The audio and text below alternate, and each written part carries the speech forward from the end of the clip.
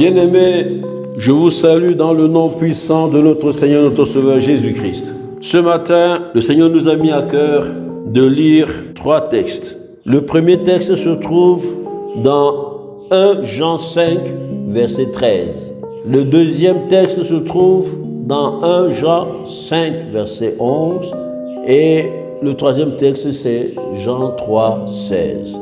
Je vais lire à partir du pupitre au nom puissant de Jésus-Christ. Il est écrit dans 1 Jean 5, au verset 13. Je vous ai écrit ces choses afin que vous sachiez que vous avez la vie éternelle, vous qui croyez au nom du Fils de Dieu. Le deuxième texte se trouve toujours dans 1 Jean 5 et c'est le verset 11. Et voici ce témoignage, c'est que Dieu nous a donné la vie éternelle et que cette vie est dans son Fils. Et dans Jean 3, verset 16, il est écrit « Car Dieu a tant aimé le monde qu'il a donné son Fils unique, afin que quiconque croit en lui ne périsse point, mais qu'il ait la vie éternelle. » Bien-aimés, beaucoup de chrétiens vivent une vie incertaine, une vie pleine de doutes. Ils doutent de beaucoup de choses. Ils doutent des choses importantes qui concernent leur statut d'enfant de Dieu. Ils ne savent pas qui ils sont en Christ Jésus. Ils ne savent pas qu'ils sont assis avec Jésus-Christ dans les lieux élevés, au-dessus des autorités, des princes de ce monde des ténèbres, au-dessus de Satan et toute la puissance du monde des ténèbres. Ils ne le savent pas. Et quand on les voit, ils vivent une vie de défaite. Ils ont peur de tout. Ils ont peur de toute adversité. Ils ne savent pas qu'ils ont une position de domination en Christ Jésus. Quand ils voient des sorciers ou des gens du monde des ténèbres, ils sont aux abois. Ils ne savent pas qui ils sont en Jésus-Christ. Ils doutent même de leur salut. Les chrétiens, oui, certains doutent même de leur salut.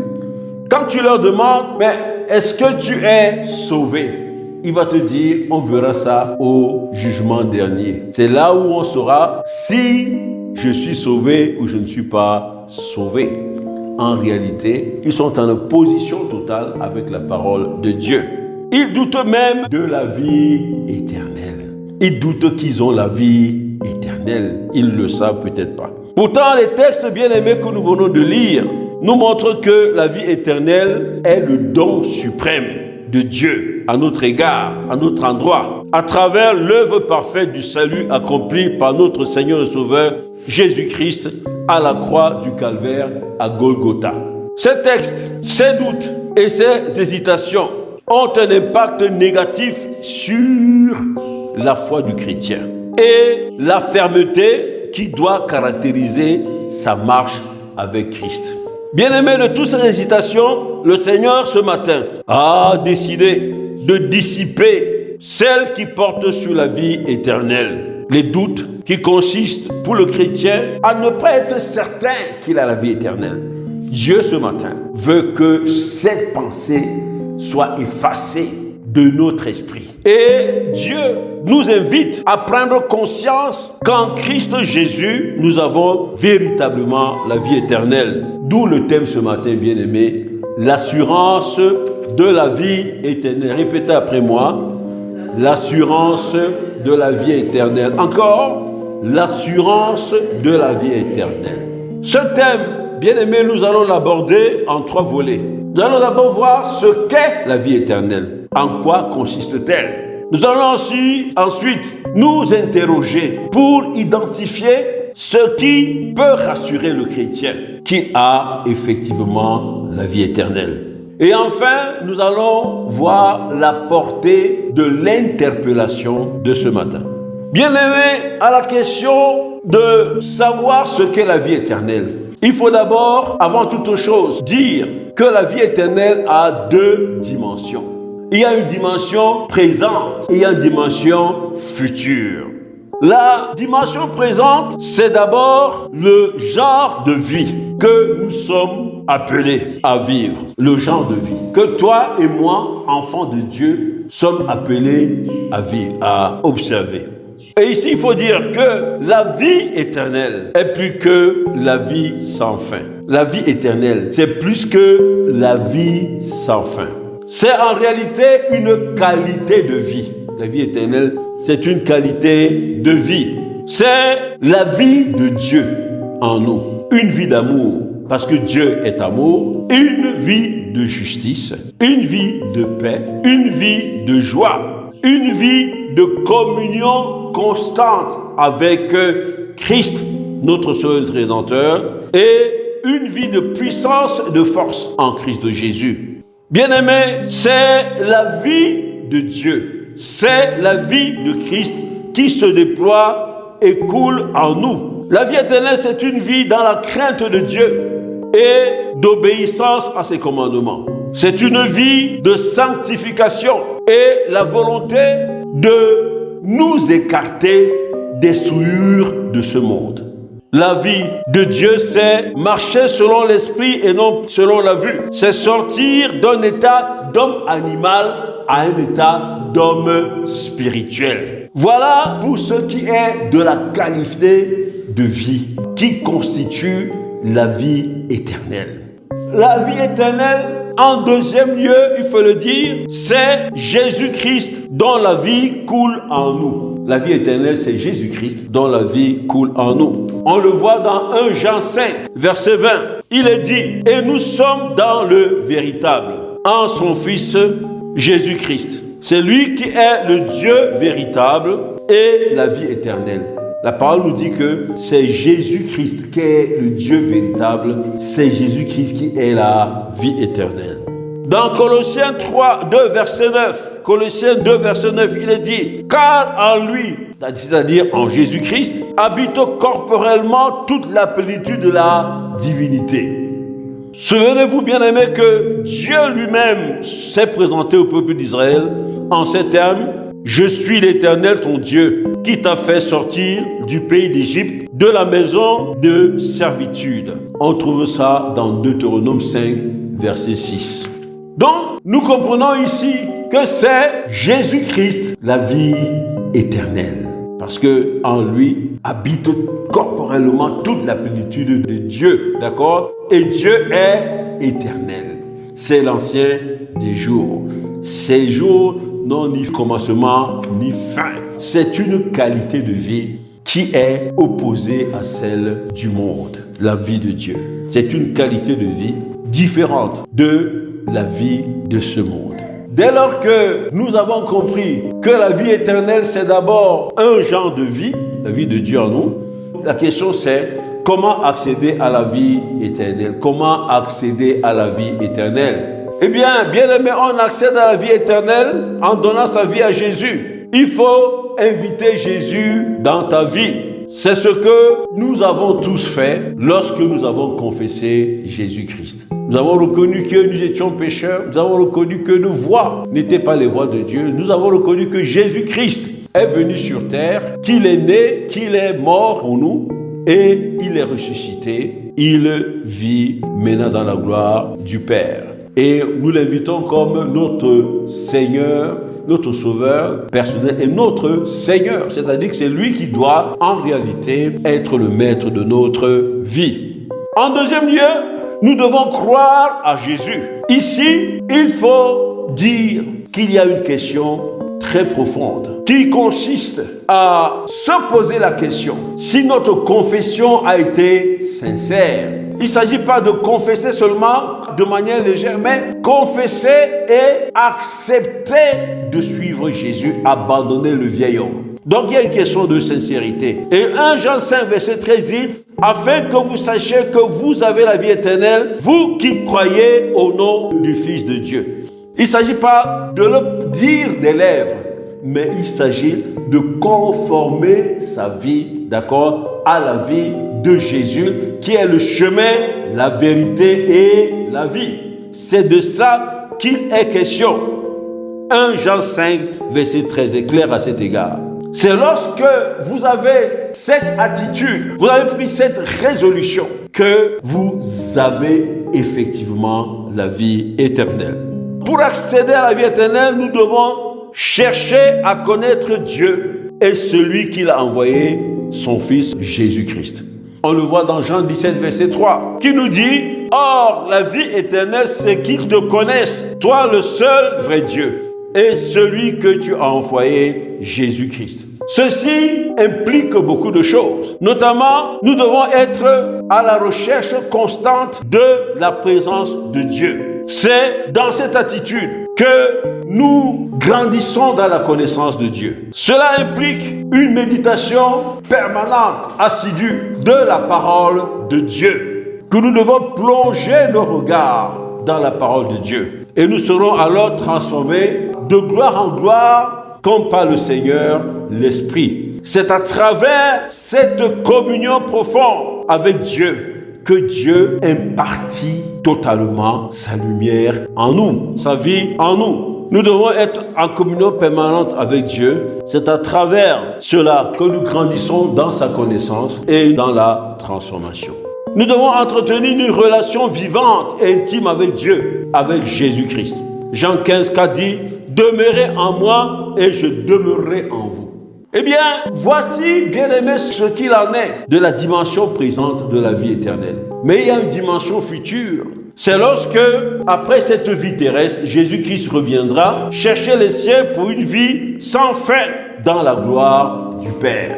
C'est la deuxième dimension, c'est la plénitude à ce moment-là de la vie éternelle. Maintenant, la question du chrétien, lorsqu'il a entendu tout cela, sera certainement de se dire, comment peut-il être sûr, comment peut-il être rassuré qu'il a la vie éternelle? Si nous regardons les Écritures en premier lieu, nous verrons que dans 1 Jean 2, verset 25, eh bien, Dieu a promis à ses enfants que nous sommes la vie éternelle. Oui, il a dit de manière très claire. Il est dit dans ce verset, et la promesse qu'il nous a faite, c'est la vie éternelle. Il, c'est qui? C'est Dieu. La promesse qu'il nous a faite à nous, ses enfants, c'est la vie éternelle. Dans 1 Jean 5, verset 11, il est dit, et voici ce témoignage, c'est que Dieu nous a donné la vie éternelle et que cette vie est dans son Fils. Nous ne devons donc pas douter. On dit que Dieu nous a donné la vie éternelle. Dès que tu as cru en Jésus-Christ, dès que tu as donné ta vie à Jésus-Christ, d'accord, il faut savoir que tu as reçu la vie éternelle. 1 Jean 5, verset 12, dit également une chose importante. Il est dit, celui qui a le Fils a la vie. Donc, quand tu donnes ta vie à Jésus, d'accord, tu as la vie parce que, d'accord, tu as Christ en toi, d'accord, tu as donc la vie. Il est dit, celui qui a le Fils a la vie et celui qui n'a pas le Fils de Dieu n'a pas la vie. Donc, si tu ne donnes pas ta vie à Jésus, tu ne peux pas avoir la vie. Ou alors, si tu as fait semblant de donner ta vie à Jésus, tu n'as pas la vie. D'accord? Il faut donner ta vie sincèrement et en toute responsabilité et en toute conscience.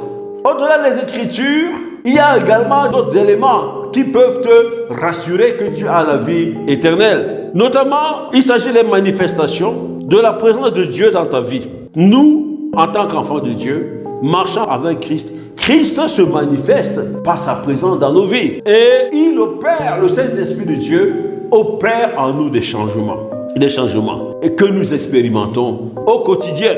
Et nous allons constater que si nous collaborons avec le Saint-Esprit, eh bien, il y a une chose importante qui se fait. Il met en nous la haine du péché. Et nous constatons que nous, progressivement, nous rejetons les plaisirs du monde. Beaucoup de gens ont fait cette expérience. Les gens qui étaient sous l'emprise de l'alcool, sous l'emprise du tabac, sous l'emprise d'une vie d'impudicité, etc.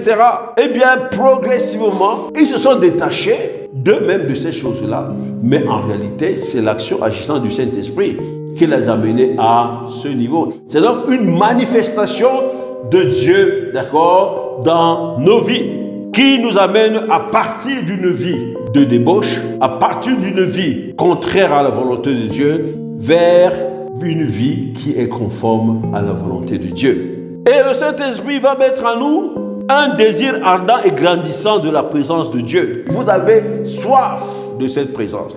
Donc vous vivez des expériences qui vous montrent qu'il y a des changements en cours dans votre vie. des changements se passent dans votre vie. Et cet Esprit de Dieu met en vous un désir ardent et grandissant de la présence de Dieu. Vous avez soif de Dieu. Vous avez soif de parler à Dieu. Vous avez soif de lire la parole de Dieu. D'accord? Vous avez soif de travailler à l'avancement du royaume de Dieu. Vous avez soif de parler. Vous avez envie de parler de Dieu. Propager la bonne nouvelle. Vous également, vous ressentez un feu brûlant pour l'amour de Dieu et du prochain. Et pour ce qui est l'amour du prochain, vous vous rendez compte que vous commencez à poser des actes de charité qui réjouissent le cœur de Dieu. Et autre manifestation, une vie de sanctification. Vous commencez à chercher à marcher dans la sanctification. Vous mettez de côté tout ce qui peut vous souiller devant Dieu. Et votre intérêt pour les choses de Dieu grandit. Vous grandissez dans la vie de piété. Vous commencez à chercher à lire la parole, à prier Dieu, à chercher la face de Dieu, l'intérêt pour les choses de Dieu, tout ce qui concerne Dieu. Eh bien, vous sentez que vous êtes concerné et vous voulez agir en conséquence. Et vous vous rendez compte que vous marchez dans la recherche de la justice. Les choses sont en train de changer par l'action du Saint-Esprit. Et une chose qui est aussi importante, sinon particulièrement importante, c'est le fruit de l'esprit. Le fruit de l'esprit, là, c'est 9 dimensions, selon Galates 5, verset 22, commence à se bâtir en vous. Et le fruit de l'esprit, c'est en réalité Jésus. Vous grandissez dans l'amour, dans la joie, dans la paix. Vous grandissez dans la patience, dans la bonté, la bénignité. Vous grandissez dans la fidélité, la douceur et la tempérance. Voilà les manifestations qui peuvent vous montrer que, n'est-ce pas, vous êtes sur le bon chemin et que vous commencez à manifester la vie éternelle et à la vivre en conséquence. Donc, bien-aimés, enfants de Dieu, ne soyez pas dans le doute. Si vous êtes un chrétien conséquent, conscient de votre choix, de votre décision, vous devez savoir que vous avez la vie éternelle. Les Écritures nous le disent et nous observons dans nos propres vies des changements au quotidien. Maintenant, bien-aimés, la question de savoir quelle est la portée de cette interpellation ce matin. Ce matin, le Seigneur nous demande de prendre conscience qu'il nous a donné en tant qu'enfants de Dieu la vie éternelle. Et cette vie consiste en une façon d'être, une façon de faire et une façon de dire. Cette vie éternelle est le don suprême qu'il nous a donné en Jésus-Christ.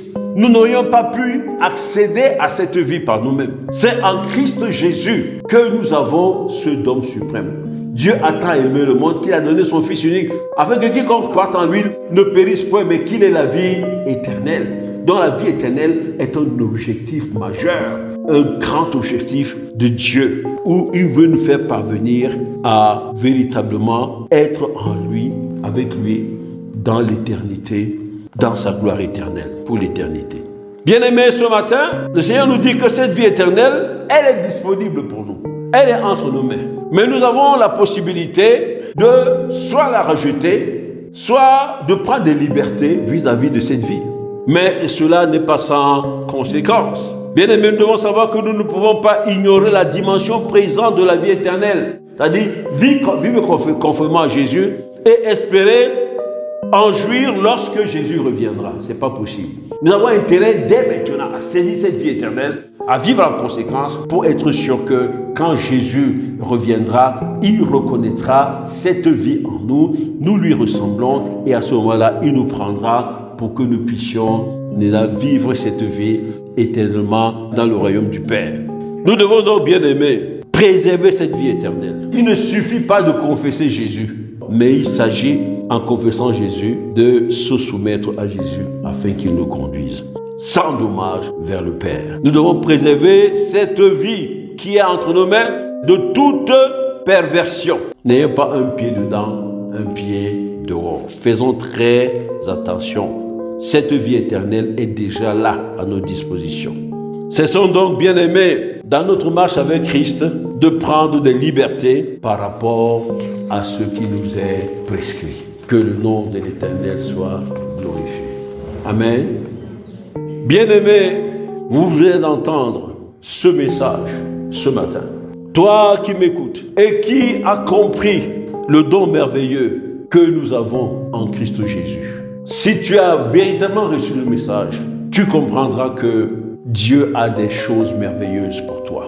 Mais ces choses sont en Jésus-Christ. Par la grâce de Dieu, invite donc Jésus-Christ dans ta vie. En confessant que tu te rends compte que tu n'étais pas dans la voie, qu'il vienne dans ta vie. Reconnais qu'il est né pour toi, il a vécu ici pour toi, il est mort pour toi, il est ressuscité et il est assis à la droite du Père, il intercède pour toi encore. Il a la vie éternelle, c'est lui qui te donne le salut et c'est en lui que tu as la vie éternelle. Invite-le dans ta vie. Si tu es convaincu de cela, bien-aimé, répète après moi cette prière après moi. Seigneur Jésus, je confesse que j'ai marché en dehors de tes voies. Je confesse que je n'ai pas marché sur la volonté de Dieu. Je vais te demander pardon.